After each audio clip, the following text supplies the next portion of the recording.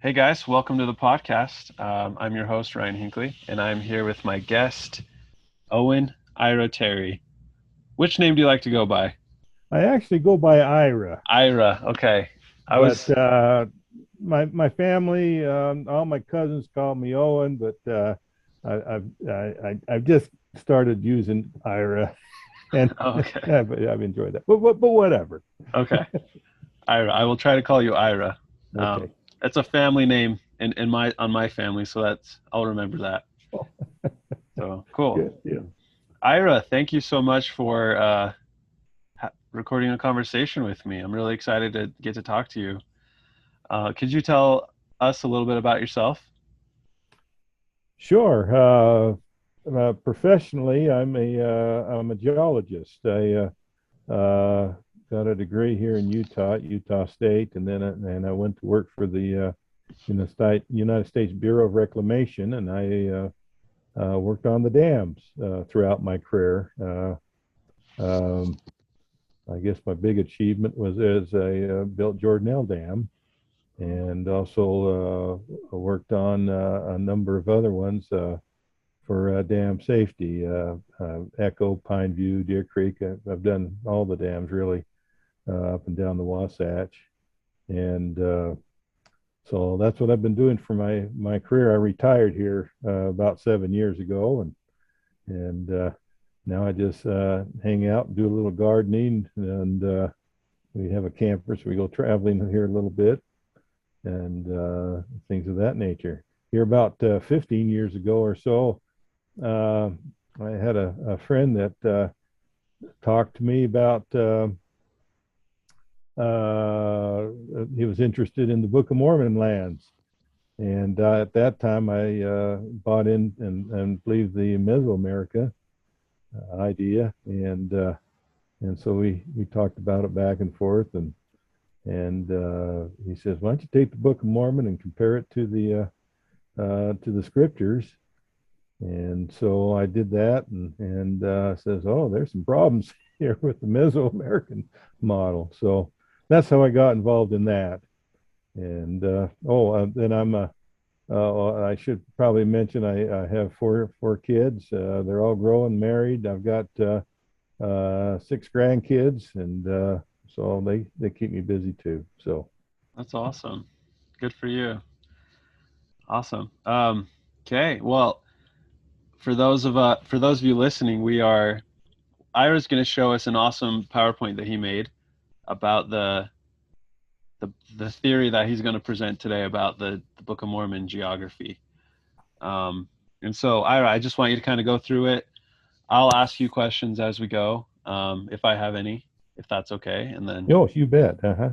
I'm just excited to talk to you and pick your brain a little bit about this stuff. So, You bet. Well, this is really kind of a fun thing. The members of the church for since the beginning of the restoration have been looking for the Book of Mormon lands, and there's lots of little theories on the table, and this one may in fact answer the question of why we haven't been able to find it, because the clues are there in the Book of Mormon itself, and so we need to follow the clues. And so I threw this little um, South American model, this or the Book of Mormon lands. I threw this a few. This is the first slide. Uh, for finding the lands, there's a few things that we've got to agree on. Uh, the Book of Mormon was brought forth through miraculous means. We all agree on that. You're not going to convince anybody out there that normally your Protestant Christians will reject it. You tell them it's brought forth miraculous means. We all believe that. We all know that is true. Joseph Smith couldn't have written that. yeah. Uh, the the information in the book was written by prophets of God. We know that. All words, phrases, verses are correct. Joseph Smith, you remember, said this is the most correct book on the face of the earth. Words mean things, and they mean what they mean. Mormon and Moroni were eyewitnesses to the Book of Mormon lands. Their descriptions are more accurate than any commentary written. So when they say something that there is a narrow neck, there is a narrow neck, and they described it and so forth. So their descriptions are more accurate. Okay.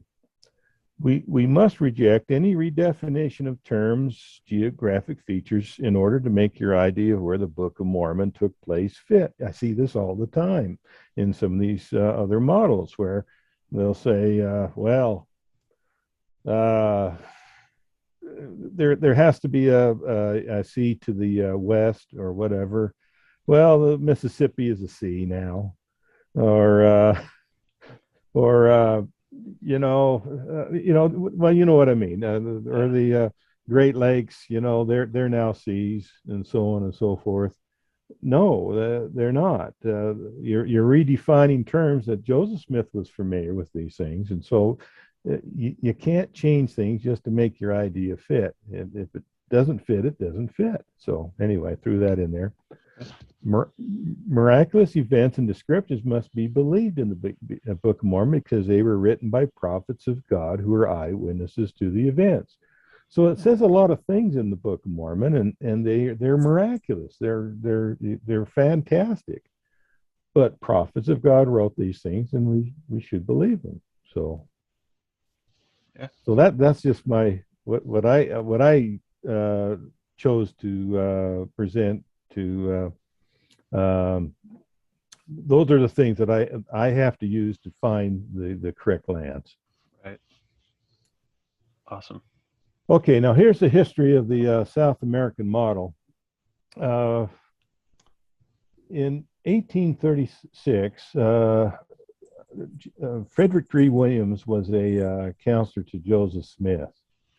At the dedication of the Kirkland Temple, he said at that dedication, he was sitting there with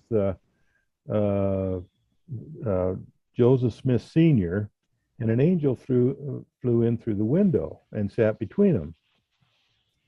He said that the angel told him that Lehi sailed out of Arabia and landed at 30 degrees south latitude in Chile. He wrote that in his journal, and that was an amazing thing. At that time in the church, there was absolutely nothing known about South America, not a thing. It was something that just to say he landed at 30 degrees south latitude is just an absolute amazing revelation, because you don't know what was there at 30 degrees south. It could have been a cliff. In fact, if you look at the South America, there's only a few places you can actually land a ship along that coastline. And so this was pretty amazing. Mm-hmm. Frederick G. Williams' family received the information, reported that it was a revelation for the family, and not it wasn't really given to the church. Joseph received the revelation for the church. Yeah. Frederick G. Williams recorded this in his journal about what he received. He all he said was he didn't really tell anybody that it was an angel that gave him this revelation. That came down through the family. Okay. And so this was something he just simply wrote. Lehi sailed out of Arabia and landed at 30 degrees south latitude. And that was it. That was what he wrote down in his journal. Yes. Sorry. Do you have what do you think? Why do you think that the angel would have told him this? Like, it just seems kind of random in the moment. It does, except there's one little detail that about Frederick G. Williams, F.D. Williams, that a lot of people don't know about. He was a mariner.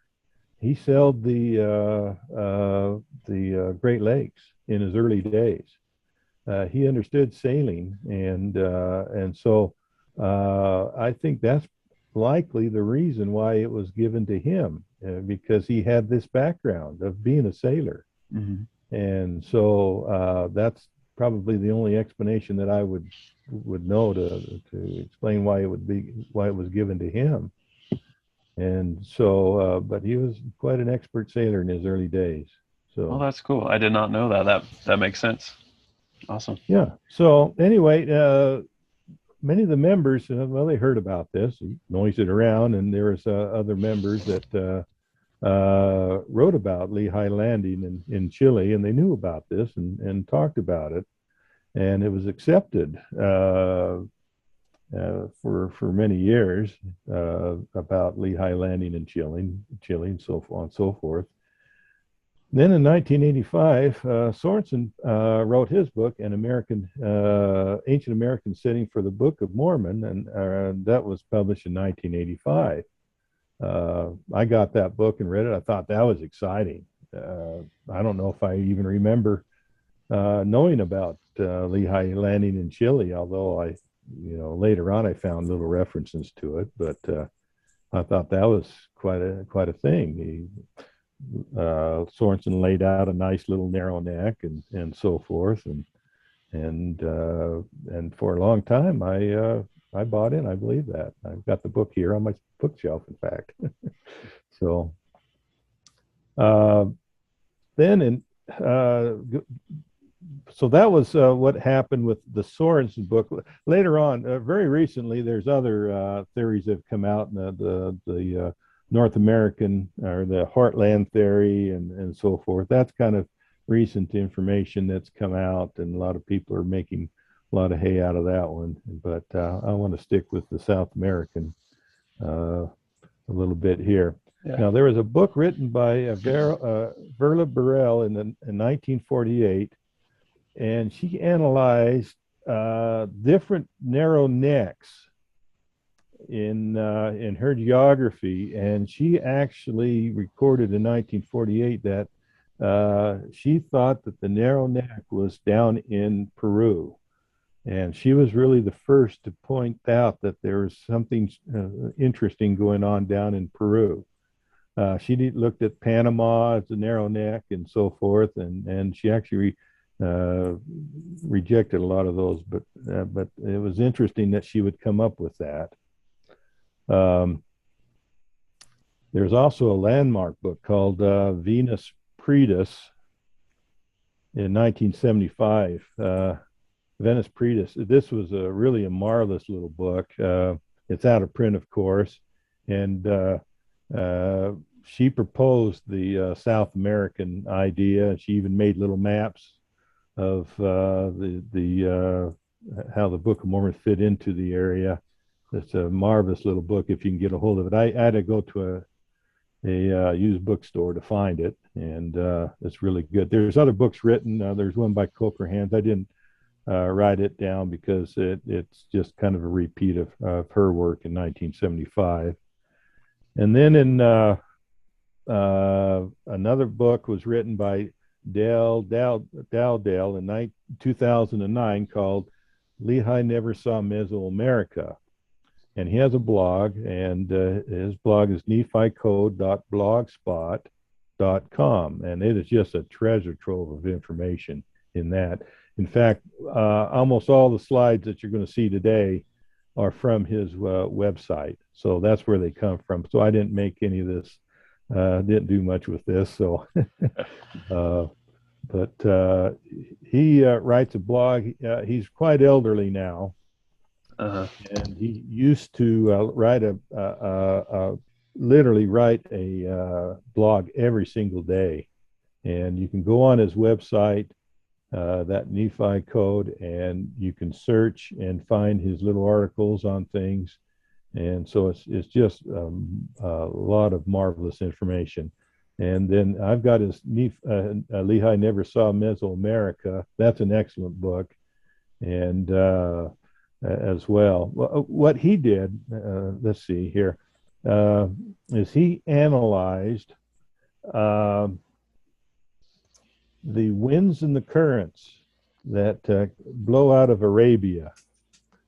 And everybody in the church pretty well agrees that Lehi left Arabia. They have a place there. There's several different places, but in this little slide here, you can see that he sailed out of Arabia at some point.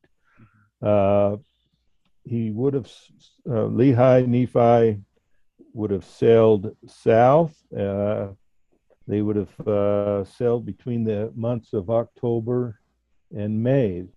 The winds reverse and blow the opposite direction in after May into back to October. So, but in October to May, they blow south, Okay. and all Nephi would have had to have done. He didn't have to tack. He wouldn't have to do anything.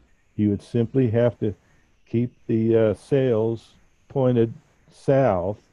The current goes that same direction, and sail south, and he would have sailed right alongside Madagascar. When he got down below Australia, there is another current that picks up, and it blows east. The winds blow east, and the further south you go, the winds get stronger, and the current is quite strong, and it blows right up underneath Australia. Uh, and he would have just had to hang on for his life, steering the boat. And as it approaches South America, there's another current that you pick up. It's called the Humboldt Current, Uh-huh. and that goes right up along the west coast of South America. And the current and the winds die down right at 30 degrees south latitude in Chile. That's And so awesome. that's what he analyzed, and that's what got him started in his little blog. Is he said this is the path that Lehi Nephi took. There's other models that say, well, the Mesoamerican models say that they came through, Malaysia, the Philippines, and so forth. There's problems with that. Winds and currents don't go that way. He would have had attack the boat, and there's nothing mentioned about that in the scriptures, of course. Mm-hmm. Heartland model says he sailed around South Africa, almost completely impossible to do. The current comes down and actually turns back on itself. The current does. The tip of Africa is called the graveyard of ships. Many ships have been destroyed there. Can't do it. Not at 600 BC. Don't need to do it for one thing. Yeah. And there's no indication in the Book of Mormon that Nephi did anything but steer the boat. He had to sail. He says it is driven forth before the wind, and off he went. Yeah. So anyway, that's Interesting. yeah. So that's where it landed. Okay. Cool. Now, where did he land? There's a bay there at 30 degrees south latitude called Coquimbo Bay. Beautiful little bay, I understand, and it's just the most perfect place. The bay means calm waters, and so this is where he would have sailed his little boat. Just came right on in here and parked it on the nice sandy little beach. Like I said, you had a revelation given to Frederick G. Williams, 30 degrees south latitude, and this is exactly the spot. Yeah. What did he find there? Nephi mentions gold, silver, and copper. Indeed, there are mines up in the hills nearby of gold, silver, and copper, right in that same area where he landed. There's a forest there with feral animals, wild animals, and so forth. So it's just a real nice place to land. But there's another important aspect of this that so this is one thing that you've got to match what the record says to what Nephi is telling you he found. Other models will say that he landed in Florida. Well, you got a problem. No gold, silver, and copper in Florida. Sorry, it's all limestone and so on and so forth. It's just not the place. Others will say that they sailed up the Mississippi River to land at Zarahemla across the street, river from Nauvoo. Well, you got a problem there because no boat could ever sail up the Mississippi River through the rapids. It wasn't until locks and dams are built on the river for it to even occur. So you just have to use a little common sense and on some of this stuff. So Yeah. anyway, Do you know if any of those gold and silver mines have been dated to that time period? no, I don't know that. Okay. This is modern that they found here, Oh, okay. is what I understand. So they have Uh, modern mines there. They're not like necessarily ancient mines that we know of, at least. that's correct. Okay. And Nephi just simply mentioned. I don't think they did much mining there back at the time of Nephi. Yeah. I mean, they landed, they planted their seeds, and so on and so forth. And but the fact is that there are these deposits of ores there is important because that's what Nephi said that he found there. Right. So Right. so that's the important thing. Okay. Um, okay, well, let's see here.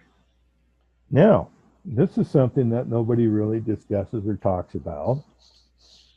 In order for you to plant seeds and have them grow, you must have a climate that is the same as where you picked your seeds to plant. Okay, so in Jerusalem, there's a Mediterranean climate, and in this little photo here, we have some areas where those seeds would have grown. Now Nephi described it when he landed that they put the seeds into the ground and they grew exceedingly well. If he had landed any other place and planted, say, Florida, let's just take that as an example, it's actually the same longitude and latitude as the Mediterranean, but the climate and the soil is different. The seeds would not have grown abundantly well. They have to have the similar climate for them to grow like that. And look right down here in 30 degrees south latitude. By golly, there's the same climate as Jerusalem. Yeah. And also along here in California, that'd be another spot Uh-huh. that the seeds would have grown exceedingly well, and so forth. So this is an important factor, and this is another thing that Dale has analyzed in his Nephi code, which is very fascinating. Right. Um, Can I? sure. Oh, okay. I was just going to ask you about the Jaredites. Okay, go ahead. Yeah, I was going to And ask you about the Jaredites and their seeds. So you look like you're I going to talk about it. anticipated that question, I suppose. And Yeah. here we have the Jaredites came from the area of Assyria. And now their barges. Now, we tend to believe that the Jaredites actually left from the same place earlier, 1,500 years earlier, at the same place as Lehi and Nephi left In Arabia. in Arabia. Okay. Now, the reason for that is that when Nephi got there, or there is today, there's bees there. Oh. Bees don't migrate, they have to be carried into an area. Uh-huh. And the Jaredites, as a matter of fact, talk about bringing bees with them. And Right. so we tend to believe that that's probably where they left, and their barges would have done the same thing. They would have blown right along the same path. The At 30 degrees south latitude, the winds and currents do die down, but they pick up again right after that, and they would have sailed north a little bit further to land up into Ecuador. Oh, Uh, okay. Now, one thing about the Jaredite landing that I should mention is that now I believe in Noah's flood. I'm a creationist, and at the time when the Jaredites would have left, there was an ice age raging, and the North American continent had that mile thick glacier. Uh-huh. The Jaredites landed right on the equator, just the most perfect place to land during that period of time. And so that's one reason why they would have been brought into the to the North countries, and they don't talk about snow and ice in any of the scriptures there. So I was found Right. that fascinating too. So Yeah. Interesting. and so, but anyway, back to the slide. There's a match in the I don't know how you say it, Coop, and climate classification. I don't know. I don't know. That's an umlaut, so it must be ooh sound. I don't know. I'm Yeah. not, but that's a classification that they've assigned here. And from Jerusalem, you've got the same climate, and also in Assyria, same climate where the Jaredites left. So if they brought seeds, which they did, their seeds would have grown as well. So Oh, that's a match. that's cool. So That yeah. is very So cool. Is that the only place that matches that you know of? Or that I don't know. That's okay. I don't know about that, about what the Jaredites, you know, Yeah. what other places they could have landed. But that's just one thing I do know about them. Gotcha. So anyway, Awesome. Very cool. now uh, this is a little picture. This is out of Venus's book. This is what the South America would have looked like before 34 AD. It was an island at that time. So here we have a problem because nobody's going to believe you That South America was an island. that it was an island at one time. It's Yeah. actually in the geology of the site actually has this configuration, but they have it about 3 million years earlier. Okay. I'm saying that this is 2,000 years ago, Gotcha. before the death of Christ. So that's always a problem when you're dealing with the creationists, is they tend to believe in catastrophes and Noah's flood and things of that nature. But this is what it would look like. Uh, Panama was underwater then, up into Nicaragua, and that distance would have been around 500 miles of water up in Oh that wow. area. Hmm. And so the Amazon basin was underwater. There were some islands. I've got another one coming up. There were some islands out here, but they were very low-lying islands, and they were not inhabited apparently by the Nephites. There's nothing that shows any kind of habitation there. The Amazon basin would have been very shallow. This is the East Sea, and at 34 AD, the island, the continent was uplifted. It actually tilted uh, to the west, and this area would have been drained at that time. I should mention, even today, there's no peninsula of on the Amazon River. Now they'll tell you that that's because there's bore waves. They're called bore waves that keep it from forming a peninsula. But there's other places in the world that have bore waves that have a peninsula. But I find that fascinating that one of the greatest rivers in the world doesn't have a peninsula like the peninsula that is created by the Mississippi, for example, that jets out into the ocean quite a ways, 100 miles, in fact.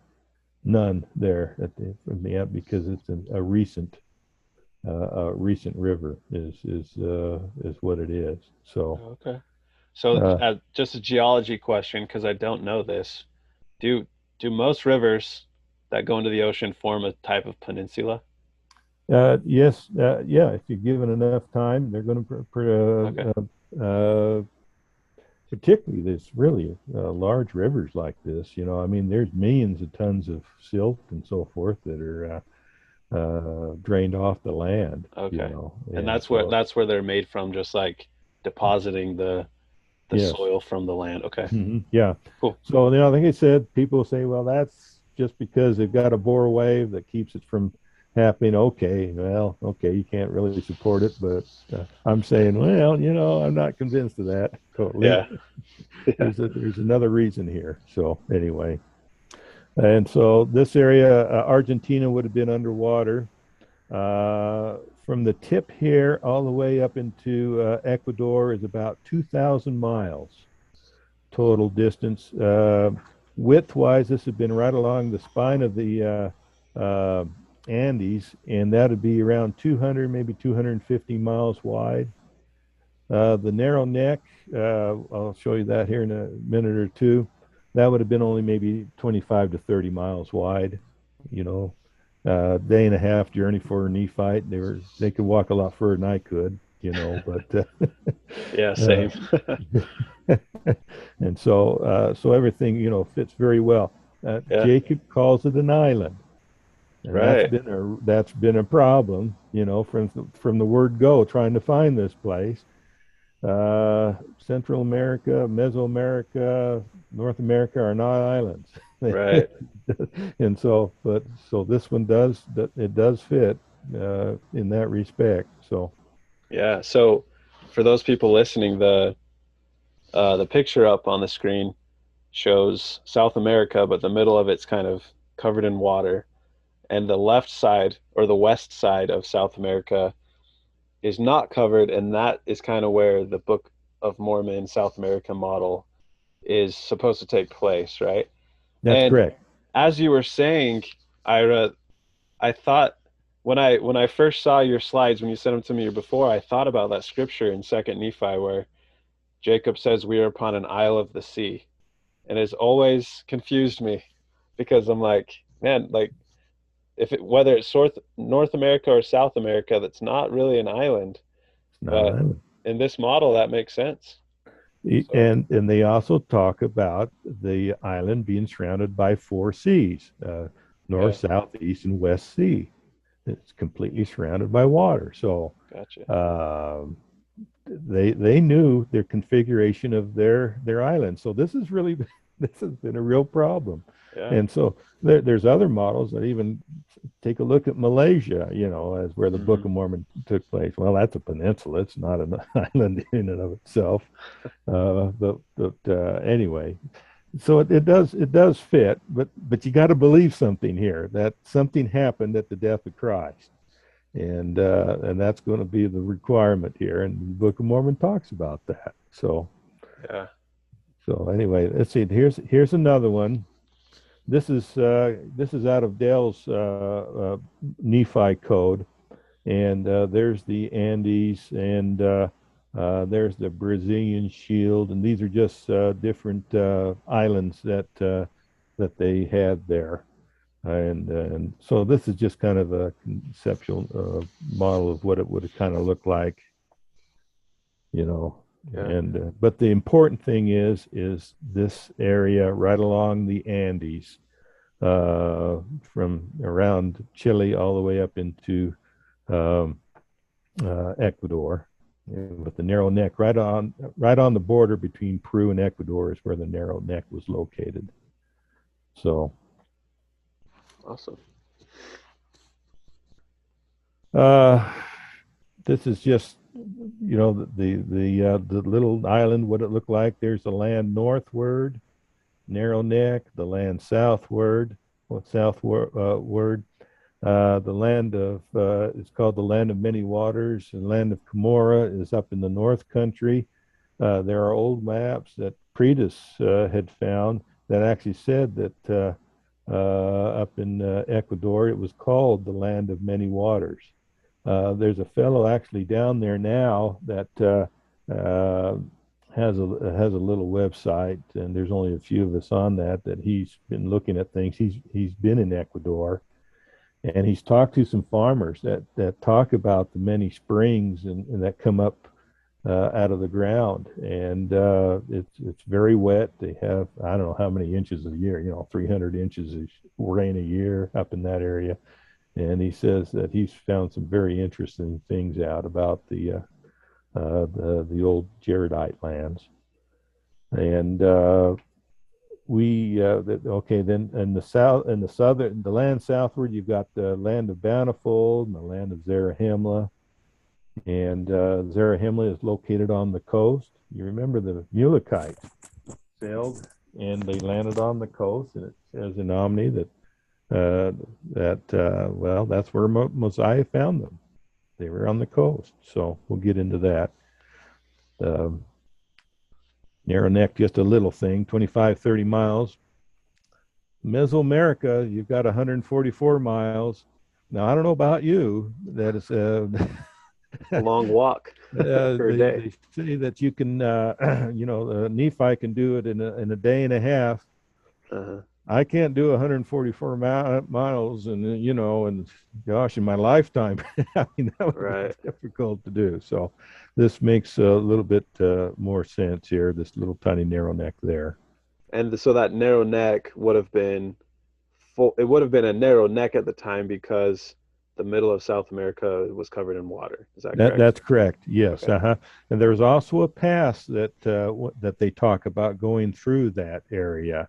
They have a narrow neck and the narrow pass, and I don't know if that's visible today. There hasn't been a lot of work on this model. Put it that way. Because it's pretty well. It's not really known, and not very many people know about it. So Yeah. I didn't know about it you know, either until just recently. So sure, yeah, it's just I don't know why, but like I said, you got to believe in some miraculous things here for you to even buy into it. Just like believing in the Book of Mormon, by the way, because it came forth by miraculous means as well. right. Yeah. So, okay, just another little one that just shows the narrow neck, land of desolation, land northward, sea divides the land, and so forth. So that's just a repeat of what we had here before. Awesome. Now, the cataclysm of 34 AD. I looked this up. Christ died between 3 or 4 o'clock in the afternoon. So I did a little work, and I found out that between 8 and 9 o'clock in the morning is when something happened. This is that great storm of third Nephi. And the angel said, these signs and wonders should come upon all the face of the earth for the intent that they should be no cause of unbelief. So this is what Nephi saw. He saw a mist of darkness, lightnings, thunderings, earthquakes. Earth and rocks were rent in two. Mountains tumbled. I mean, this is with an S, mountains. This isn't just one mountain. We're talking about mountains in the plural. Plains were broke up. Many cities sunk. Many burned. So this is what he's seeing here. Geologists are finding now that during earthquakes, there's earthquakes will actually cause lightning and thunders, and they found this during some great earthquakes that they'll actually have some lightning associated with them from the friction, in the ground. It'll create these things. So, this is something that is recent knowledge is telling us that this is a fact. Yeah. Now, Samuel saw same thing, thunders and lightnings for many hours. And in fact, it went on for 3 hours. He said many mountains were laid low like a valley. Valleys became mountains whose height is great. I don't think they were exaggerating. They're talking about these things thrusting up at a very great height during this period of time. Mm-hmm. Highways are broke up and cities became desolate. Earth shall shake and tremble and the rocks broken up. So you've got to have highways there to break them up. I didn't put a slide in there about this. In Peru, there's around 20,000 miles of ancient roads. They're attributed to the Incas, but the Incas were only in power for about 200 years. They didn't build them. It was built by the Nephites. So I should have thrown a slide in about that. You'd have got a kick out of that. But yeah, it's very interesting that there's a lot of roads down there, and these roads were broken up, a lot of them. Yeah, that is interesting. So, by the way, no roads in North America till much later. So, all right. Anyway, so now this is what the third Nephi says: terrible thunder, sharp lightnings, whole earth did shake, whole face of the land was changed. So, this wasn't just a tornado that came through or a hurricane. The face of the land actually changed. Rocks were rent in two. Many cities were sunk, many buried. Moroni buried in the earth and became a great mountain. So something happened that was fantastic Yeah. at this period of time, and in a 3-hour period of time. So what I'm saying is this is when the South American continent was brought up, and it tipped to the west, and the Amazon basin was drained at that time, and those cities that were along that east sea, many of them were destroyed by the destruction. So Like many of them would have been like flooded pretty badly because of the draining. flooded, Is that what? yes, Yeah. because it says some of them were sunk into the depths of the sea. It talks about that. Right. Yeah. And so I'm sure you've had some tsunamis or something that would have wiped these cities out. Hmm. Now, this is an interesting place. And I don't know how to speak Spanish or anything. So Tiwanaco, whatever, however Yeah. you say That's close, probably. it. Who knows? I don't know either. But they have these massive stones, and they weigh over 100 tons. They're thrown about that attested to the severity of the earthquake that rocked the land. And now, this little place, they actually believe, was an ancient marina. And this thing is now sitting up there at, I believe this is the one sitting up around 12,000 feet in elevation. They found fossils of marine type critters running around this thing that said that it was much lower in elevation at sea level at one time. And so Lake Titicaca, as I recall, is in the same area. So And so, yeah, this city, this city shows evidence that it was a marina, so like that ships would dock there, but now yes, it's at 12,000 feet. Is that above sea level. that's crazy? It is crazy. It's just, yeah. How do you do this? I mean, this is just an amazing amount. But these blocks have been just thrown about, Yeah. and what was all indication is after this thing was destroyed, it was never inhabited again. And there's a number of places, in Peru that are like this. So this Uh-huh. is just one example that something happened at 34 AD that was fantastic. Wow. There are 70 mountain peaks in South America that rise to 20,000 feet in elevation. Now, look how angular these things look. These things are being thrust up. There's actually a geologist that just recently wrote a little paper that said that mountains can appear suddenly. It's not a common belief. I mean, I'm trained in uniformitarianism and evolution, and everything is built up slowly and all this other malarkey, that but there's a person that is kind of breaking out from the pack that's saying that no, these mountains can appear abruptly if the conditions are right. He's found in these things. So that's just an aside, but Yeah. but anyway, it's mentioned in the scriptures that these mountains came up whose height is great. Well, 20,000 feet above sea level, I would call that a pretty mountain of great height. Yeah. And So, are they so angular because they're younger? Is that kind of yes, there hasn't been as much erosion? Is that that's what? exactly right. Now, Okay.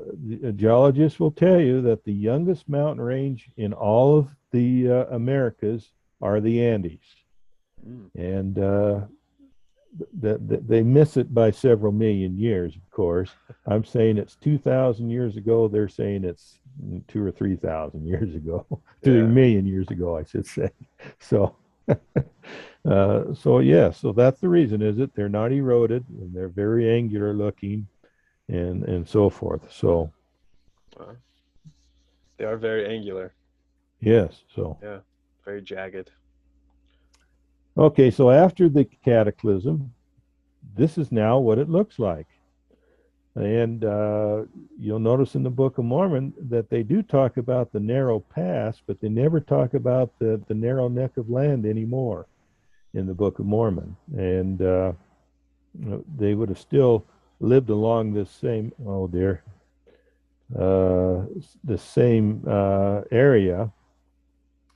And we have Bountiful, Zarahemla, Nephi. This just kind of shows the layout of the land. From Lehi's landing up here to Nephi is about 1,000 miles. And so that when Nephi left, he would have traveled quite a ways before he found the city of Nephi. And we'll get into that in just a minute. But this just kind of shows the outline of things. That's interesting. I've never noticed that they never mentioned the narrow neck after the coming of Christ. Yeah, it's not there. Yeah. Also, I should note, Sidon is not mentioned. The river Sidon is not mentioned. It's the headwaters of Sidon is mentioned, but the river is, we believe, was destroyed in the cataclysm. Oh. There are probably some rivers that kind of sort of match up. There's this fellow I was telling you about just earlier found a river basin where there's just a little trickle in it, but it looks like there was a wide river flowing through this area at one time.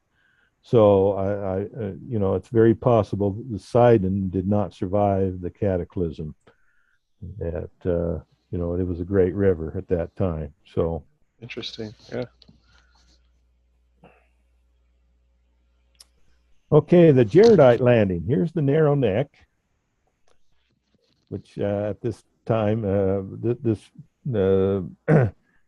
photo is just kind of a map of the existing topography today, or the Ecuador up here and Peru is down here. And here's the Gulf of Guayaquil. The Jaredites would have landed here at Santa Elena. Interesting, there is a city, there's ruins of a city right here along this peninsula that is talked about in the Book of Ether, that they said that they laid the foundation of a city during Jaredite times, and sure enough, there is some ruins there that date to I wish I had written it down, but it dates to Jaredite times. Okay. So probably before 600 BC at some point. Before 600 BC. Yeah, that's correct. The oldest civilization in all of the Americas are found in Ecuador. Oh. And so that fits them. I wrote it down I can't say it. Manabi, Manabi. Is a civilization that occupied Ecuador that dates from the period of time that the Jaredites lived there. The Olmec is actually in Mesoamerica. They date to about 1200 BC. This will predate them by at least another 500 years or more. Wow. So this area of Ecuador lines up very well with that. Now, I didn't put very many slides in, hardly any at all, about the Jaredites. There's a number of things that archaeology-wise that will tell you that it does match to the Assyrian type architecture. Not very much archaeology has been done in Ecuador, and this has been largely ignored. There's some, but not a lot has been done there. So Hagoff would have built his ship here at the narrow neck, and guess what? He can sail north from here, and he can sail. I believe that he sailed. Adele has written about this too. That these are where you get your Mayans up in Mexico early on. Okay. If they sailed north and landed, Panama would have been underwater when he left, and he would have, but they would have landed up there and built those great cities up there. Also, some of their ships could have sailed out to the Polynesian islands as well, and Thor Heyerdahl, he kind of proved that. I think it was in the 1960s when he built his little little Kon-Tiki boat, and it sailed over from South America to the Polynesian islands. Yeah. So that And fits.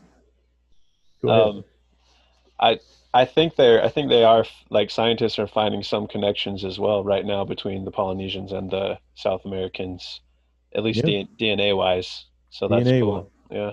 That's right. Yeah. So things are lining up pretty good. So you kind of made a little you kind of implied that in this model Haygoth could have sailed north, but maybe in the other ones he couldn't have. Can you elaborate on that a little bit? I certainly can. The Mesoamerican model, building if he built his boats in the Mesoamerican model near the narrow neck, the only direction he can sail is west If, for long ways. okay. I haven't measured it, but it's he cannot sail north. Yeah, Only in because he'd this hit the model. land again, right? Yeah. Okay. The Heartland model, if you built near whichever one you want, you can do the Lake Ontario or one of the other lakes there. Lake Ontario, you can sail 20 miles before you hit the bank. Uh, what is that? What's the long one? I can't think of what it is. In the other model, he could sell maybe 100 miles up that one and then park the boat. It says that the people of Haygoth have never heard of again. Well, that's if you sailed in those Great Lakes, uh, all you got to do is get in a wagon, and after a week or two, you can go meet up with them, at the other end of the lake, So it doesn't fit, is my point. Right. Whereas here, you sail north and you land in Mexico or Guatemala or something. You've got 500 miles of water between you and South America at that time. So Yeah. so Very that's interesting. yeah. So that's a fit. Cool. And here's the three main cities of the Nephites: Nephi, Zarahemla, and Banapho. We're going to discuss them. And there are three temples that are mentioned in the scriptures that are found in these ancient cities. So we'll talk about them. Yeah. This just shows you the distances between the. Now, I should mention Nephi, the city of Nephi, is Cuzco, and there's enough evidence there that I believe that's absolutely correct. That we found the city of Nephi. Zarahemla, we believe we found that. Some people believe it could be a little bit further north, 20 miles in Lima. It could be there. The Lamanites took down all the signs that said this is the city of Zarahemla. So it'd have been nice if somebody would have left a sign there so we know exactly where it was at, but they didn't do it. Right. Same with Bountiful, So the geography lines up very well. In fact, Venus Pretis in her book, she actually outlined and made a whole bunch of little drawings of all the stories in the Book of Mormon. It's really quite interesting, and how they all fit together. That's cool. Dell hasn't done that, but Venus did. Okay, now we're going to talk a little bit about the city of Nephi, which is the Cusco Valley, the city of Cusco. And there's a place called Sexahuman. It's situated on a little hill that can look over the valley. And as you recall, that Noah built a tower in the city of Nephi, and he could look over and he could see the towns of Shiblon and Shilam and so on. He can look all the way around and he can see the Lamanites coming in upon him. So if you're going to find the city of Nephi today, what are you going to look for? You're going to look for a tower, aren't you? Yeah. Well, there it is. Here's when the conquistadors came into this is a principal city in Cusco.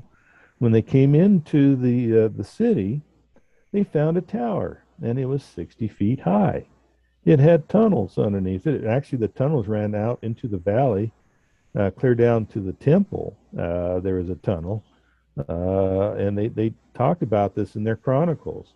Uh, the Alma even mentions going out by a secret way. I think he went out through these tunnels, and they've been since filled in. They're not there anymore. But the base of the tower is still there. The conquistadors tore down the tower, and so it's no longer there. But they have written about it, and there it is. That's awesome. So So that they know from the records of the conquistadors that there was a tower there, but it yes, no longer stands. Although there are some, it looks like there's a foundation or something that's the that's left foundation over. of it. That this is where they said it was, and it was a circular tower. Hmm. Uh, I don't know from this photo here how wide the base was. It is pretty substantial. It was Yeah, a pretty substantial structure, uh, but it stood around 60 feet high. Well, that's pretty good construction, yeah. at that period of time. So now this is Nephite construction here. Look at this. This is at Sexahumon, and notice these blocks. How intricate, how wonderfully they've been carved Mm. and fit together. There, this one right here, you can see there's corners that are just fit together. The thing about these ancient Israelites is they come from a people that were able to build with stone. These were masons that knew how to build with this kind of stuff. Um, I remember a story about when Jerusalem was destroyed in 79 A.D. by Titus of Rome. He tore down the wall of surrounding Jerusalem.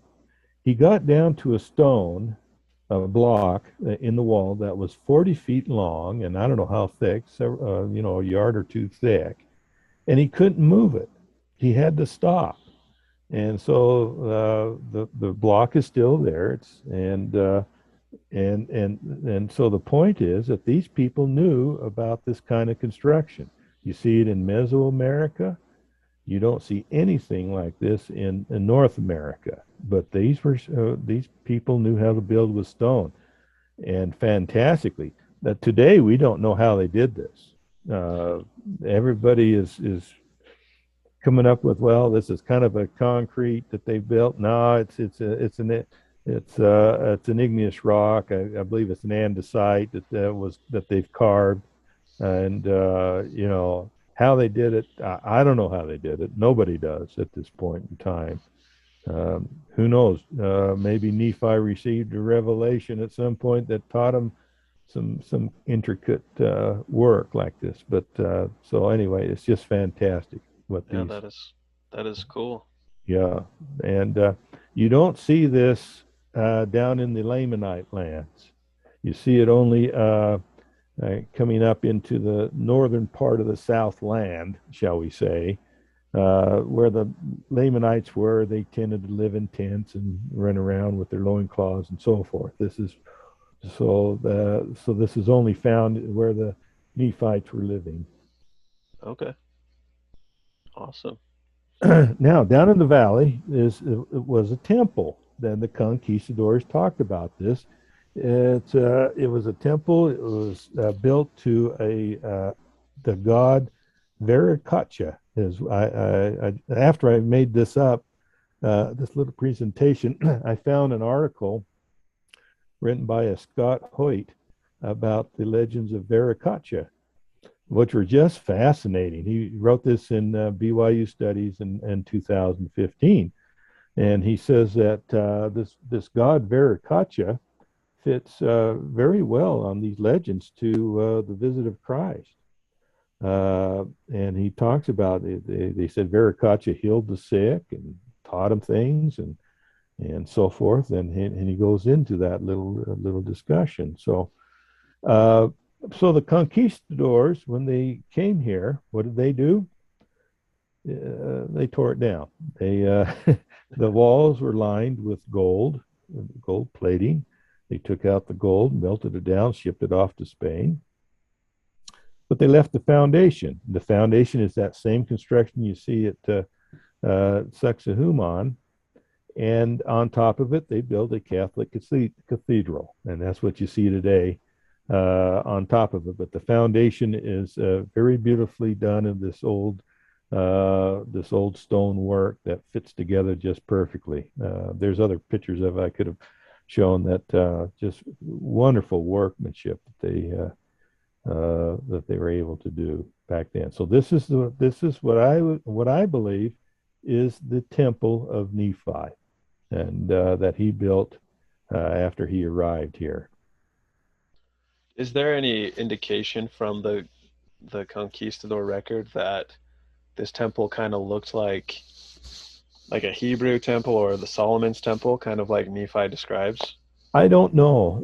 That's an excellent question, how they described it, and I don't have an answer for that one. That would be interesting to know if it looked like something, a Hebrew temple. And so there were several that wrote about it, but I'm not sure about that particular point. Okay. So. Okay, now we're going to move over to the city of Zarahemla. Now, Lima is located around 20 miles to the northwest of this area. These ancient ruins that are called Pacamac, however you want to say it, but that's as close as I can get. And they fit the description fairly well. It's located on the coast of the Pacific Ocean. As I mentioned before, the Mulekites would have landed here, and that's where Mosiah found them, on the coast.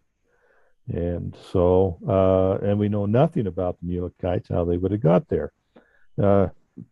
Notice that there are several temples that they found, sanctuaries and so forth in this. One is called the Temple of the Sun.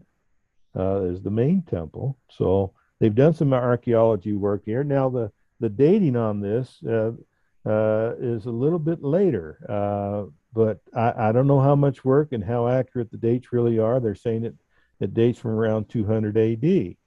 I think if they got into a little more work, there's a lot of ruins up and down the coast that certainly do date from BC times as well. So this fits very well, and today the archaeology is kind of hit and miss, is what I've been able to find.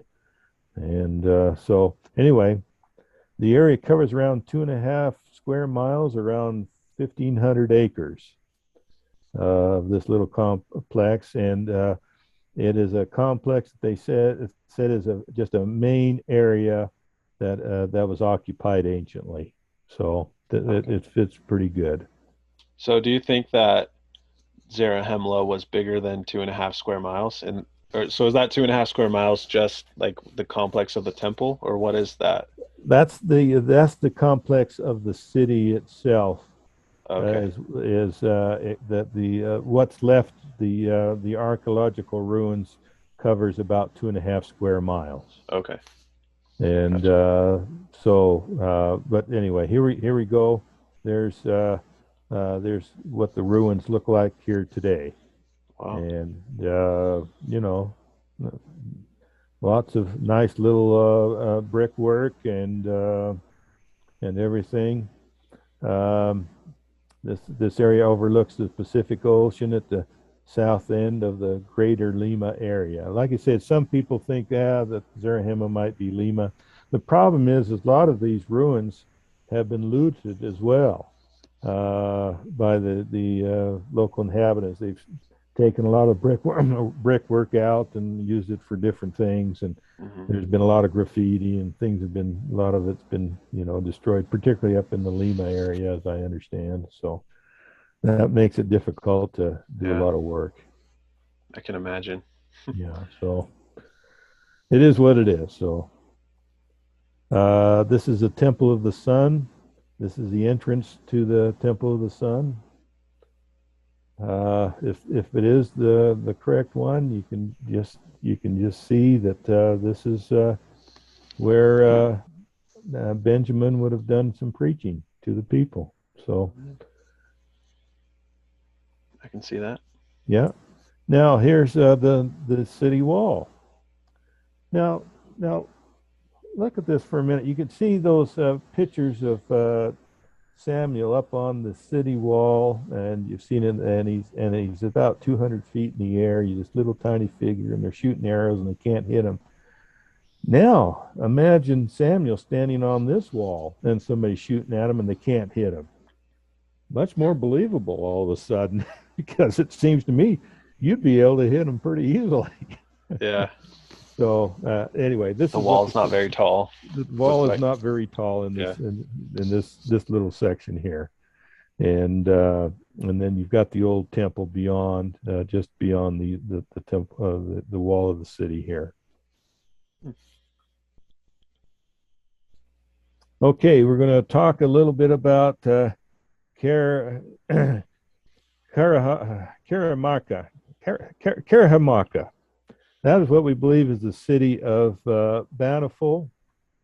Okay. And I'm going to mention a little bit about the Quilap is another city, and I've got some photos of it as well. So Karamaka is located north of Pacamac and the city of Nephi. And there's a temple there. This is the ruins of the temple. I'm sorry about the photo. It's a little bit blurry, but this is the foundation of what is left today. And it's the temple site is in the highlands. It's called the House of the Condor, and the name given the ruins of a religious center with complex architecture and stone sculptures. And it is believed the inhabitants had a link to the Chavin culture dating to about 200 BC. It fits right into the time period. Do you think that would have been the temple that Jesus came to? Don't know, but we believe we've got the city of Baniful pegged just how things are situated, so it could be. Yeah. I mean, the foundation still stands, so it's possible it again, if they just left us a plaque, this is the temple of Baniful, would have been great. We would know exactly where it was at, but they didn't do that. Would have been so nice, right? It would have been so nice. But the fact that we have these temples and the architecture, they're there, these ruins are there, I think is remarkable, and it just attests to the fact that this is the very likely the right spot for the Book of Mormon lands is what this attests to. So, okay. Yeah, and this is what the I can't say that Kaharamarka looks like today. Just a striving city of 135,000 people. Wow. I think that I'm not sure if this photo in the middle is where those ruins are located. It might be up on a hill. Mm. Yeah, it's hard to tell. It's hard to tell from that. Okay, I want to talk just a minute about these ruins of Quilap.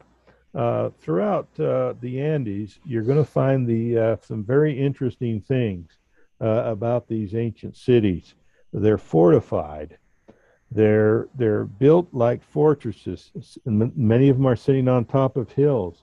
You can tell by going into the Andes that these people were in a defensive posture. They had to protect themselves from something. Something was going on down there.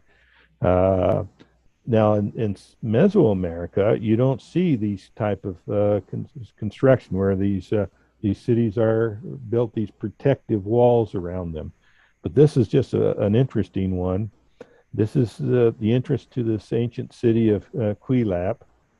Now, some believe that this could be the city of Mulek. I don't know if it is or not. Some think it is. on Nephi code, there's others that say that this could be, maybe not, who knows. But the architecture is very interesting. Here's a narrow entrance leading into the city. You've got these steep walls that are surrounding it. It is indicative of a place that is trying to protect themselves from something. And so the construction is just fantastic here of what they built themselves. But this is typical of the Andes, and you find these all over the place. Here's another picture of these entrance to this city. And imagine if you're a little Lamanite trying to get up and to attack the city, and somebody just toss a little nodule, a little boulder off, and hit you in the head, or Yeah.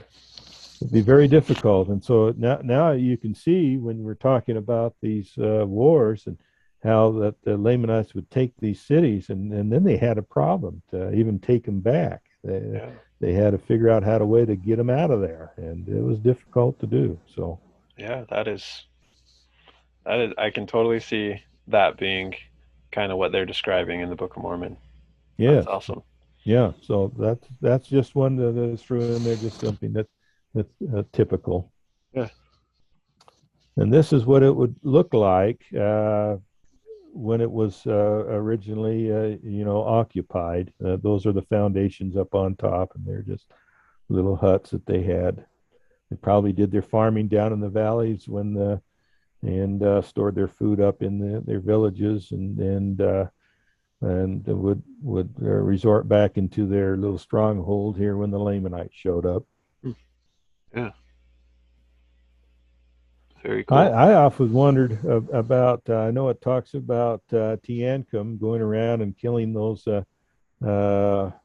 Lamanite leaders. One of them, they says he goes over and gets them in a tent, and others, he just sneaks into it. I can just see old Teancum going from little hut to hut looking for these guys, to take them out, So yeah, that makes sense. Yeah. Okay, there's a very interesting thing that it talks about in the book of Helaman. It says there's a defensive line built from the West Sea to the East Sea, and we have what is called the Great Wall of Peru. It was found in the 1930s, and it runs along the Santa River today, and it's a defensive wall. You can tell it wasn't built for cattle. It was built. And here's what it looks like. It is originally between 12 and 15 feet wide at its base, and it's straight on the south side and tapered on the north, and 6 feet wide at the top. And here it is, and Helaman 4, verse 7. And there they did fortify against the Lamanites from the West Sea even unto the east. And these things, they'll range up to 30 feet in height. Most of it's at least 7 feet in height. And they found that there's watchtowers about every 10 miles along this thing. Little fortification. So it was built for something. It wasn't just to keep a bunch of sheep and cows in, Yeah, it definitely seems like they would only build something like that if there was some kind of fighting going on. Something's happening that they would have this thing would have been constructed to keep somebody out, just like the Great Wall of China. Right. Isn't that what the Great Wall of China was for, to keep out the enemy? Right. Exactly right. And so this would have been used for the same purpose. And where it's located is matches up exactly where it says that it should be located in the Book of Mormon, and it's south of the narrow neck and so forth. So is it also south of the Zarahemla site? That I don't remember. I'll have to look that one up. Okay. I would think it is, but I'm not sure Right. about that one. So anyway, but there it is. And see, that's the thing, is that you've got to use all these little markers to try to figure things out as well. This is Yeah. kind of a peg that you can rely on, and so these things are just markers that we found the right place, as it were. So Yeah, very interesting. yeah. That's just a picture of the wall running through the countryside, Wow. straight as an arrow.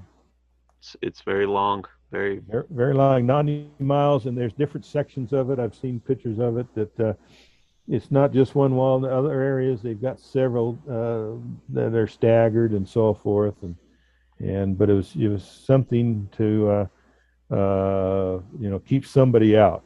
Yeah. And it says the wall was built in stages as late as 1400 AD and as early as 400 BC. I don't know about this 460 AD. And now, who would want to be working on about in 14? I don't know. Some of this dating is kind of goofy there. But what the heck? Yeah. Who knows? Who knows what's going on there? Yeah. But there were 14 fortresses located along the hills. So, like I said, stationed some around 10 miles apart. And their walls are constructed of broken rock set in a mud mortar. And so it wasn't the real nice construction that you see at Hexahumon, but it's really built for defense purposes. So Yeah. and so it's built fairly quickly, I would think, to keep the enemy out. Wow. That's cool. Now, this is kind of an interesting thing. Houses of the dead. Israelites bury their dead in sepulchres, mostly. They don't bury them in the ground. Abraham found a cave that he buried Sarah in, and so forth. But there's tens of thousands of these things that dot the landscape in Peru. They're called the houses of the dead, and that's where they bury their dead. And they're called chalpas, however you say that, but that's what they look like. They're stacked filled stones, and there are just thousands of these. I should mention also another marker that tells you that these are Israelites down there, as they practice the Indians have practiced circumcision as well. Oh, really? Yeah, so Wow. that's kind of an interesting little fact. Do they still practice it today? I couldn't tell you, but I understand that at least when they found them, that they were practicing circumcision. Wow. So anyway, houses of the dead. There's lots of them down there. Yeah. Now, Book of Mormon and Book of Ether talks about two unknown animals, and you're always scratching your head. What could they possibly be? Now, they're described as more useful than a horse. Well, boy, if it's more useful than a horse, that's got to be one valuable animal, right? Right. I've heard that, like in North America, they thought that the bison would be a nice candidate. Well, Joseph Smith would have known about them, and they're certainly not more useful than a horse. You can't tame a bison very well, No. But these two little animals, these are your alpaca and I can't even think of the word for them now. Llama. The llama. Llamas and alpacas. I didn't write it down, so okay. These are very agreeable animals. They're used as draft animals. Their coats, their wool is used to make clothing. They use them for meat. You can ride them. They can use for packing. Very useful. And these were totally unknown to Joseph Smith. And those are your Cumums and your Curlums. Two unknown animals that are more useful than horses, and those fit the descriptions perfectly. And these are little camelids. Yeah, makes sense that they could be those things. Yeah. So, do you know where llamas and alpacas, do they fit into the Mesoamerican model at all? Like, are they? That's a good question. You I know? don't remember them that they do. Okay. I think this is a South American thing, but that'd be a good question to ask to find out if that fits. Yeah. Because I mean, Uh, for sure, Joseph Smith probably would not have known what these animals are, and so it does make sense that he wouldn't have been able to translate their word and just that's kept right. it. He So couldn't do it. So, yeah. but they have to be more useful than a horse. So that narrows it down. I mean, you can't have an animal that I've heard lots of different candidates for these more useful than horses, and boy, they sure don't fit very well. So, but these Yeah. do. Oh, very cool. Uh, I just threw this in to talk just a minute or two about the Hill Cumorah. Uh, the distance is from the narrow neck, which is down here on that border of Ecuador and Peru, up to a place called Im, Imbabaru is an ancient volcano, extinct volcano, up in northern Ecuador, and this would have been the Hill Cumorah. Hmm. And let me show you the next picture. This is what the Hill Cumorah looks like, or this hill. They actually call it a hill in Babaru, and this is what it looks like.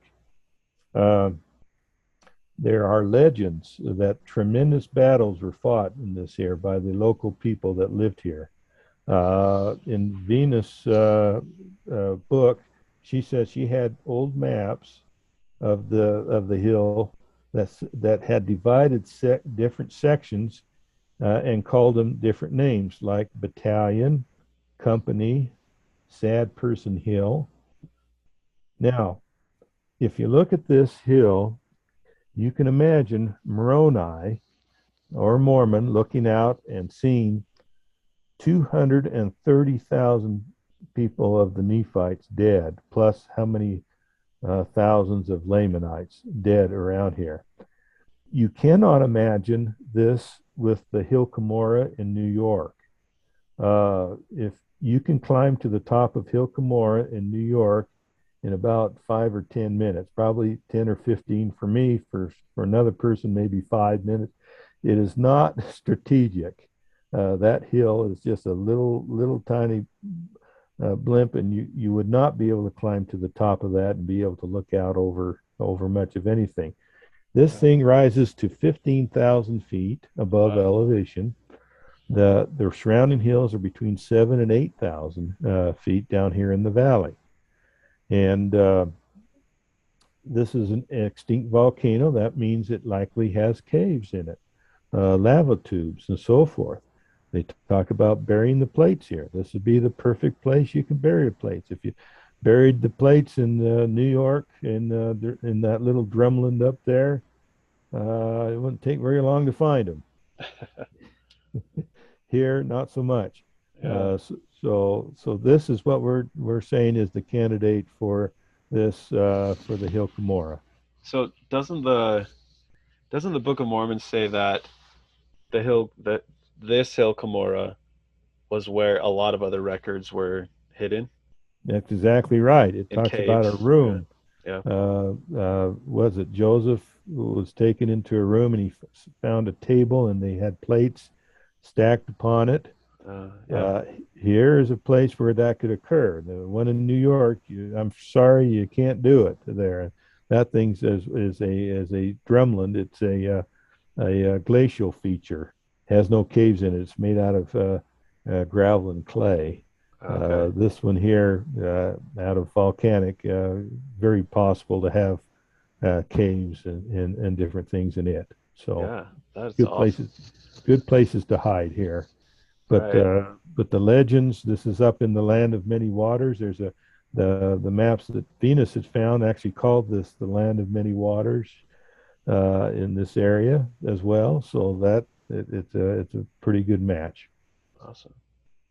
So, without saying it, you've basically just told us that there are two Hill Cumorahs. Is that right? I'm afraid I have. Yeah. Yes. I've, I've heard that thrown around a lot. There's the two Hill Cumorah theory or whatever, and oh, sure. And the Hill Cumorah, New York, does not fit the Hill Cumorah. It was never even called the Hill Cumorah, by the way, at the time of Joseph Smith. It actually came in later.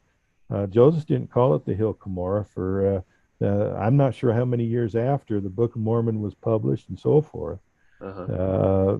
that they started calling it the Hill Cumorah. But the Hill Cumorah in New York does not fit in any way possible as a place for the last battles. They have found some arrowheads around it, a few. No indication of war, any kind of battle that's ever occurred there. It is not strategic.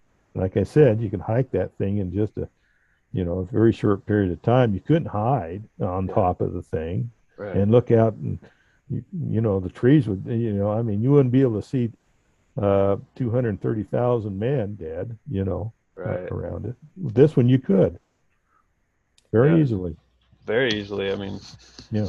I know the people listening can't see it, but it's looks like a very beautiful and very large mountain or volcano, and you definitely could hide on that and look and see a lot for a very long distance. So Yeah, Moroni could hide here for quite a while, and and who knows if there's other caves and things he would have been able to hide in. So yeah, anyway, awesome. that's what we're saying is the candidate for the Hill Cumorah. People always say, well, how did the plates get up there to New York? Well, after you're dead and you're an angel, I don't think you'd have any problem at all by transporting the plates up to New York, for crying out loud. Okay, Right. so And I don't think, yeah.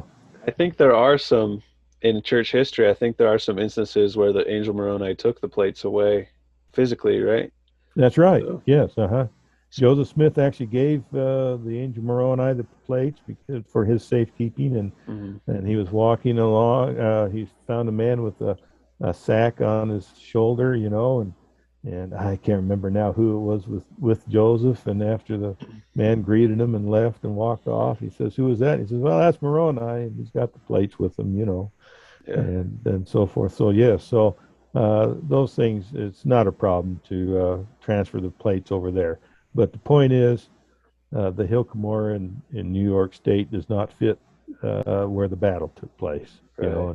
in any way.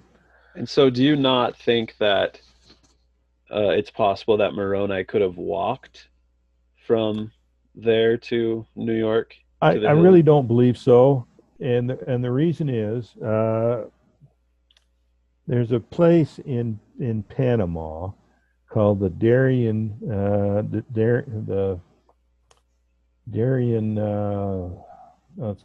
Isthmus.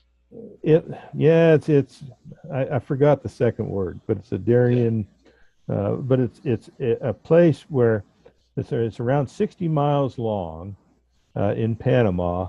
That it it's a place you don't go. It's a jungle that is so treacherous. Explorers have gone into it and never to be seen again. Mm. And it's really today people just stay away from it, and it's just a very treacherous place. I don't think Moroni would have done that to walk the plates. It'd have been a long walk for one thing, an awfully long walk from South America up to New York. Oh yeah. Yeah. I think he would have done that just after his death, and uh, some feel like he came as a resurrected being. I personally believe he was simply translated. That's just Okay. a guess, but I think he could have been a translated being because he did interact with, Joseph Smith. Yeah. Okay. So that's just a guess. Yeah. Uh, these are found all around the hills, and there's many thousands of these little star-shaped axe heads, and they're believed to be axes that are used in battle. And these are found all over the place, and along with arrowheads and other implements of war. So this is something you don't see in New York at all. Mm-mm. So Very cool. yeah.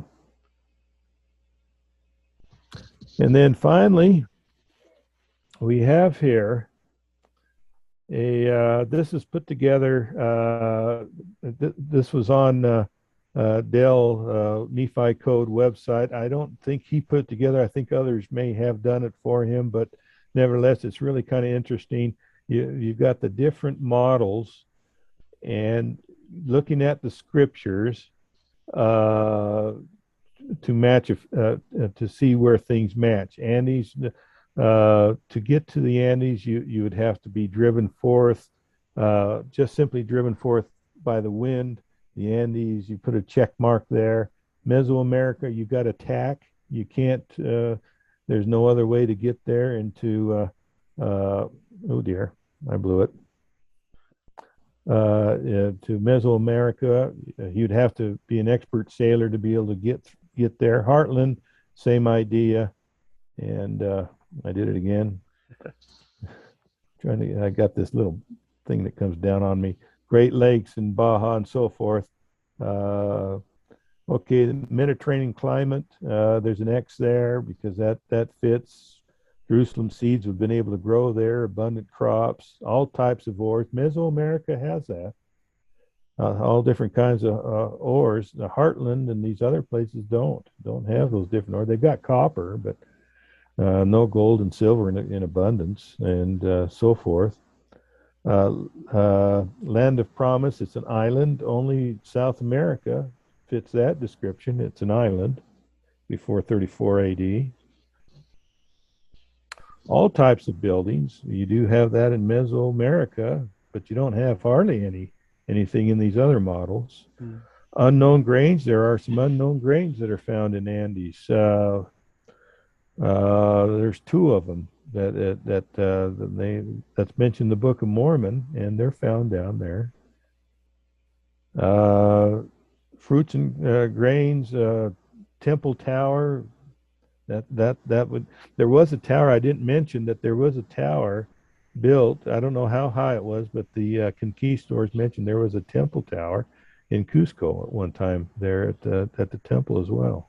So that's interesting. Yeah. Silks and linen.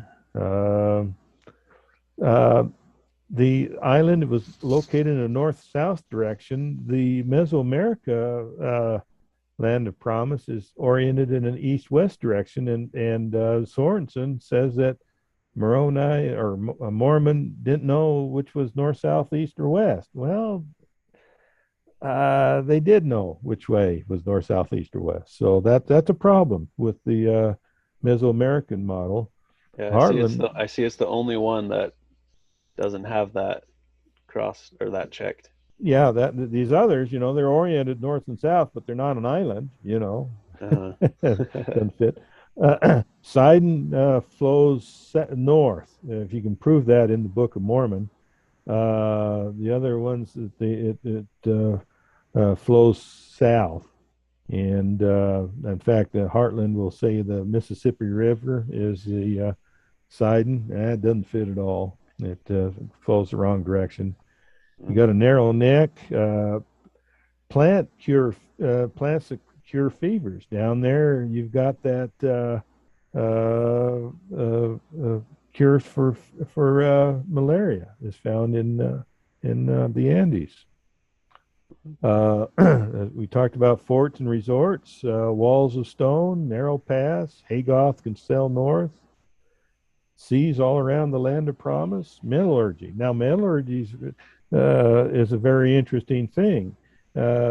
In all of North and South America, only the Andes had metallurgy. Metallurgy is the mixing of these ores together.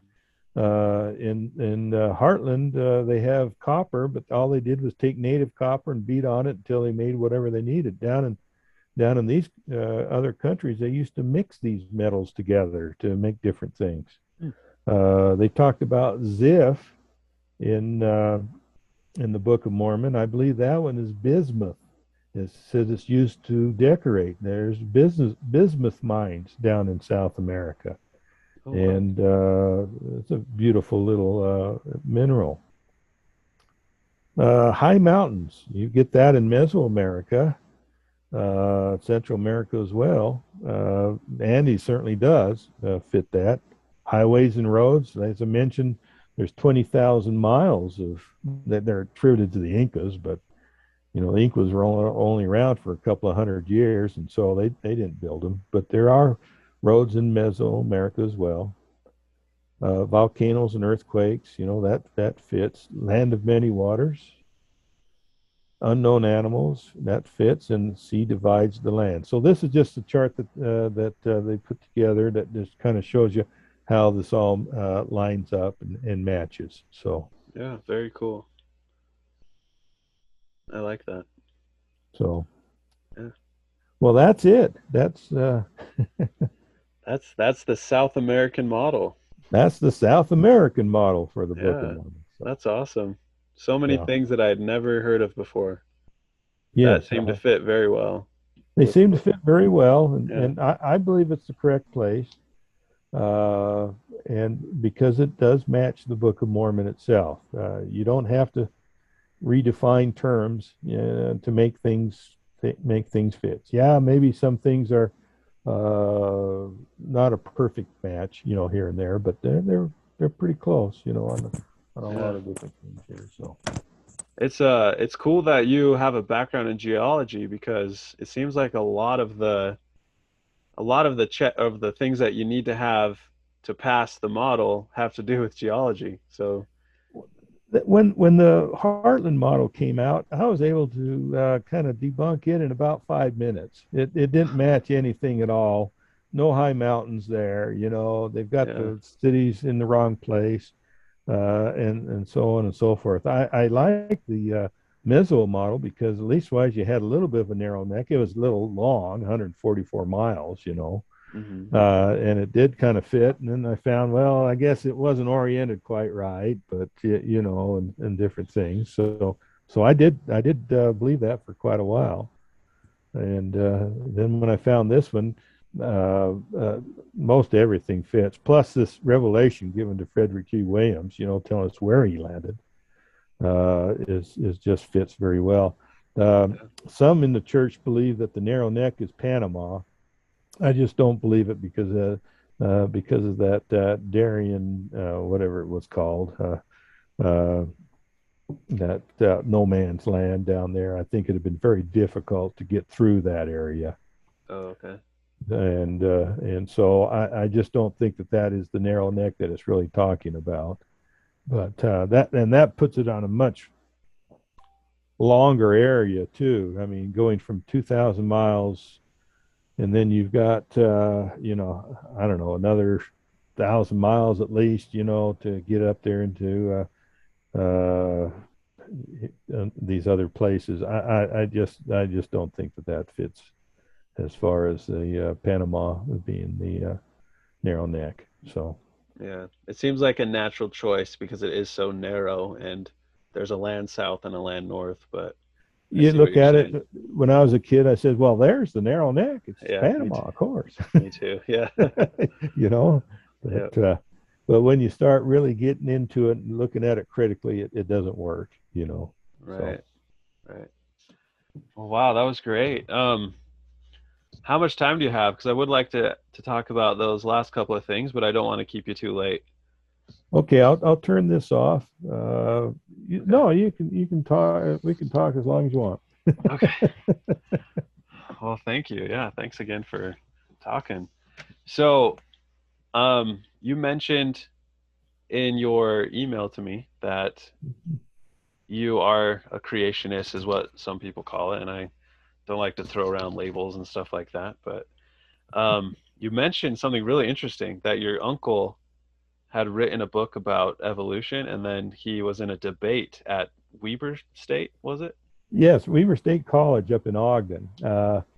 When when I started my geology studies, my uncle, he's a lawyer up in Ogden. His name's Jerome Horowitz, and he had talked here and there about evolution and different things. And so he was invited to have a debate with a professor. I've forgotten his name. After this interview, I'll probably remember it, but right now I can't remember. I know what that's like.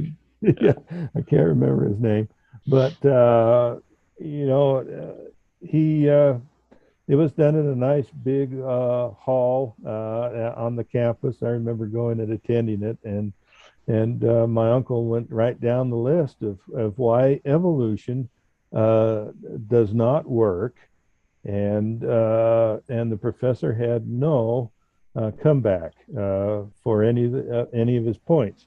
Before the debate, people were saying, "Well, Jerry, he can't debate this professor on this; he'll lose," you know. And afterwards, he says, "Well, maybe the guy wasn't prepared, you know, and things of that nature." Well, that wasn't it at all. Evolution is a subject that is there's very little defense for it once you actually dig into it. Let me give you one example about that. I believe in Noah's flood, okay, that the Noah's flood was a reality, that it covered the entire earth. There's something called the Cambrian explosion. This happened at 600 million years ago, supposedly.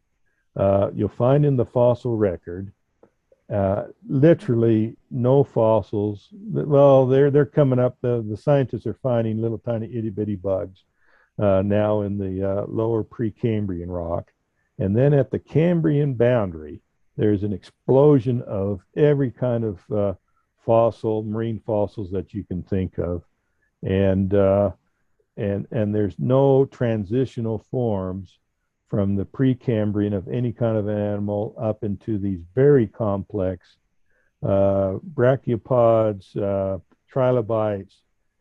They found wormholes, worm casts up in the Cambrian. Nothing before that. It's like nothing existed, and all of a sudden everything existed. And so this Cambrian explosion is a real problem. Darwin even talked about things of this nature, and even today there's a Dr. Stephen Gould mentions the Cambrian explosion as a real problem for the evolutionists, and we in the creation community love to point that out, that it is a real problem for them to come up with. Another thing that they found now, that this is within just in the last, I don't think it's going back even 10 years, more like 5 years, is they're now finding soft tissue in dinosaur bone. I don't know if you've heard about it. Yes, I have, yeah. Yes. Yeah, it's pretty crazy. It is crazy. This was, how do you get soft tissue in 100 or 200 million year old dinosaur bone? You can't be done. The uniformitarianist community, the evolutionists, have been wiggling, flapping in the air, trying to figure this one out, and they've come up with a whole bunch of funny little ideas of how this is possible. Before they started finding it, they says that soft tissue can only last 100,000 years. Well, now you've got 200 million year old soft tissue. Well, that becomes a real problem to try to explain away. So far, what they've done is simply ignored the creation community in this, and just kind of turn a blind eye. Now, there's a reason why the evolution and Noah's flood was created, and this came out in a debate between a guy by the name of William Craig. He's an atheist, and he debated a Christian, and he said that what the whole reason for this evolution and old Earth and so on is because it gets rid of Adam. And he literally said, if you get rid of Adam, you get rid of Christ. That's the reason for for this, and that's why they have done everything possible to shut down any Christian idea of Noah's flood or of a young Earth, or and supplant it with evolution.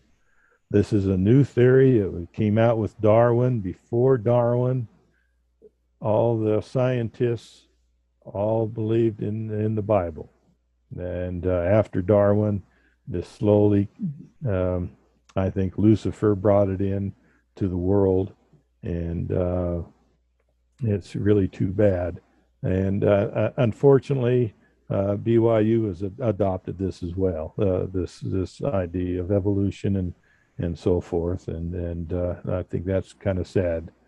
The Protestant Christians, uh, they have done an awfully lot of good work in uh, in discovering the truth behind the flood and young Earth.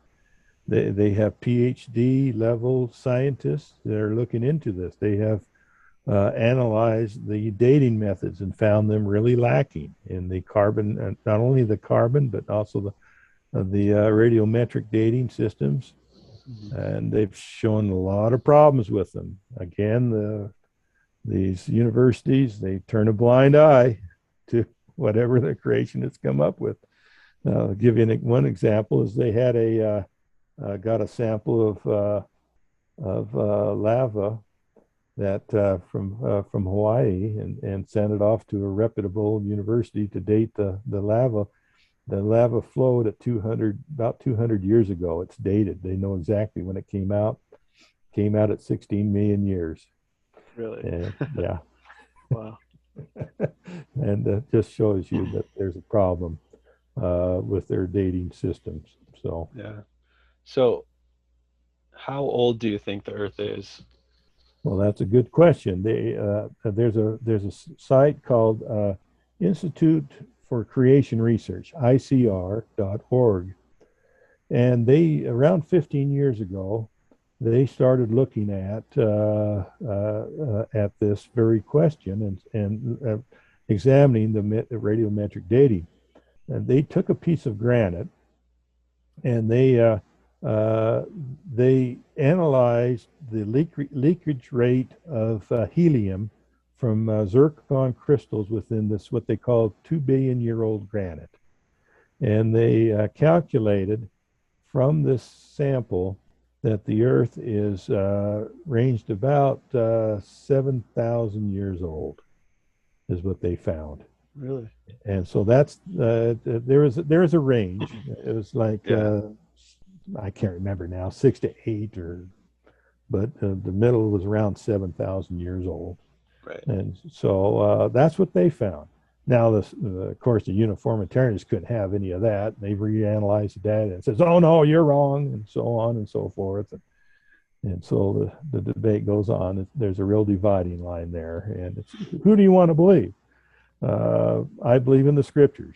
I believe that they're correct in what they've told us about Noah's flood. I've seen it I've seen a lot of problems with the evolution and with these other things and with their uniformitarianism out in the field. And to me, Noah's flood is as clear can be. I can see it in the rocks and everything else. So What are some of those examples of Noah's flood that you can see as a geologist? one thing that I found was that there are some cases, even here in Utah, where the science community had to put in they have upside down geology, as it were, and they had to throw in a thrust fault where none exists to be able to get the rocks in the right order, shall we put it that way.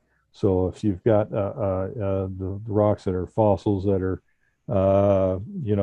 you've got the marine fossils, and you go into the mammals and so forth, grading upwards, and all of a sudden something is flipped over. They've got to throw in a thrust fault to get things in the right order, and so, and I've been out in the field like that. Well, there's no thrust fault there. There's nothing, and the rocks are all continuous, going right on up.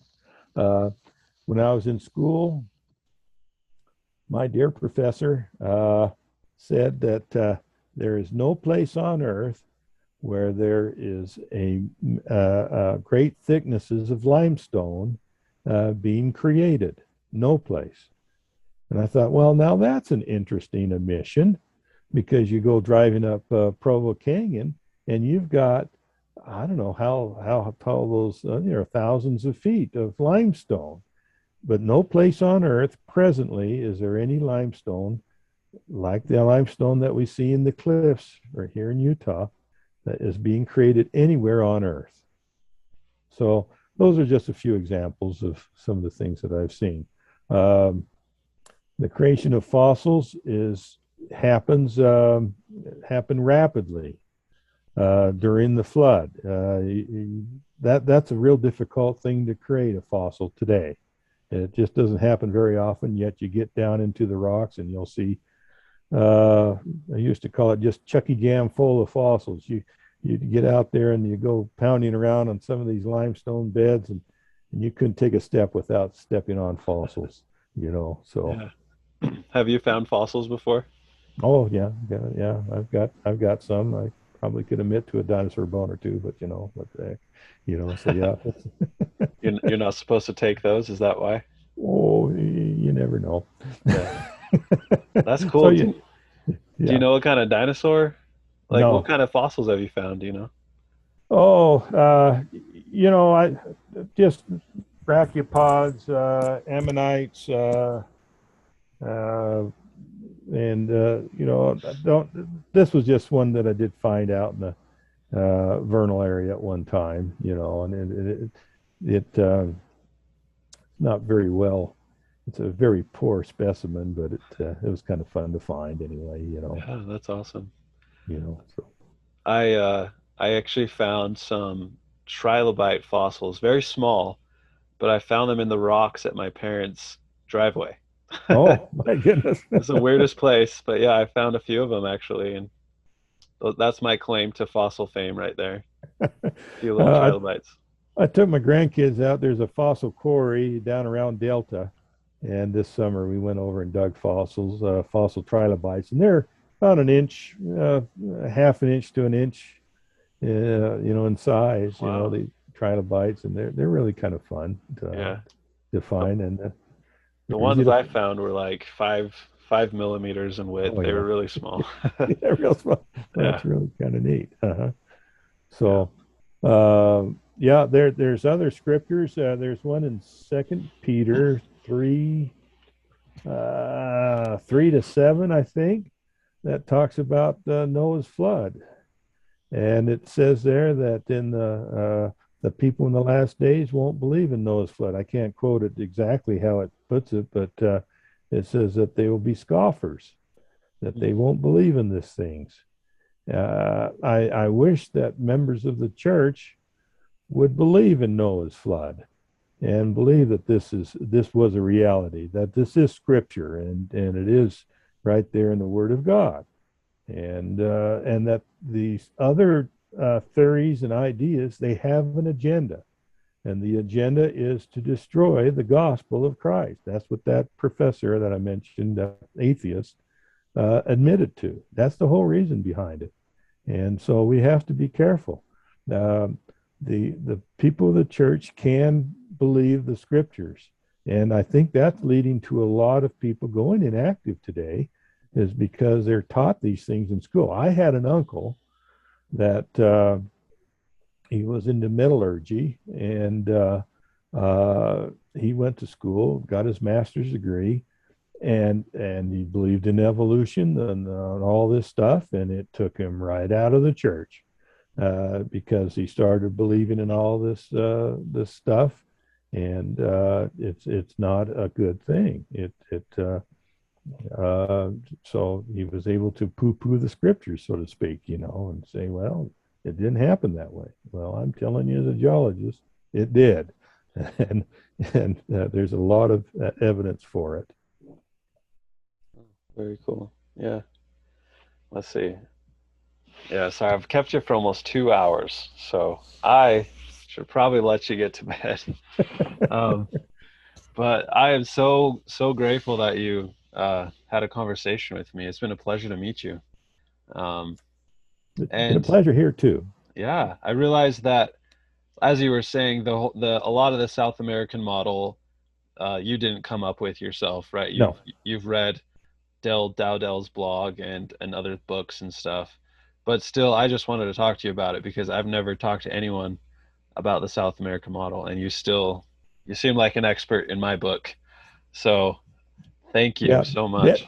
Dale would be a much better expert, I'm sure. He can answer a lot of a lot of things about that because he wrote, like I said, every single day. Yeah, But nevertheless, I've read a lot of his work, Dale's work, and so forth. So yeah, I found it very compelling. That it seems to work very well. yeah.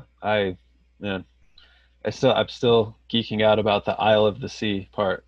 Yeah, I never found any models so far, except for yeah. maybe the Malaysian one, but I don't know a lot about that. And you even said that that's not an island, right? Nah, it's a peninsula. It's sticking out there, and Okay. I don't. That doesn't fit very well. Besides, the you got to remember what Moroni told Joseph Smith that he's talking about this. This is the American continent where this took place. Now, before World War II, North and South America were considered one continent. They were not divided into two continents at the time of Joseph Smith. They were considered just one continent. Okay. Also, might ought to know, Columbus never saw North America. He saw the Caribbean islands and South America. That's where he landed as well. So when Nephi talked about Columbus, selling to Yeah. his brethren, South America. Right. Yeah. That's interesting. I did not know that. Yeah. That's cool. So Yeah. Well, yeah, like I said, I'll let you get to bed, but thank you so much, Ira, for you meeting with bet. me. You Um, bet. Well, appreciate it very much. If you have any other questions or anything, shoot me an email and I'll be happy to research it out, and get back to you. I will for sure. Thank you.